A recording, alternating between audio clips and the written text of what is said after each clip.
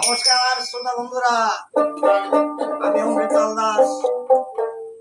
আমি আপনাদের সামনে আসছি আপনাদের জন্য কয়েকটি মায়ের গান নিয়ে। আপনারা ভালো থাকবেন।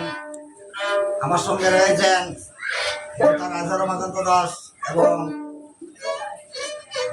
ঢোলে রয়েছে চন্দ্রকান্ত দাস। আপনারা আছেন আমার সঙ্গে। ধন্যবাদ। দীপাবলি।